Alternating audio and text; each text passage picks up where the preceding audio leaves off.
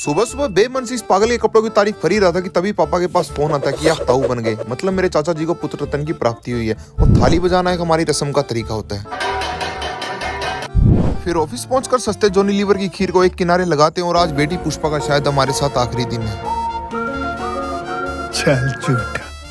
दुख तो सबको बहुत ज्यादा होता और मुझे उनसे भी ज्यादा, क्योंकि मेरी बेटी पुष्पा नामक कंटेंट जो मुझे छोड़ के जा रही थी और ये मिठाई अपने जाने की खुशी में नहीं बांट रही। वो तो हमारे क्लाइंट का जन्मदिन था जो कि हमारे लिए सब कुछ लेके आया था, लेकिन इतनी सी पार्टी से हमारा क्या होना था। इसलिए 2-4 डब्बे और पिज्जा के उनके मत्थे मंड देते हैं और उनके इस जन्मदिन के अवसर को बेटी पुष्पा के विदाई के मातम में बदल देते हैं। और इस 35 साल के घोड़े को कोई समझाओ, अगर इतनी मिर्ची डाल के अब खाएगा तो सुबह को बहुत तंग पाएगा।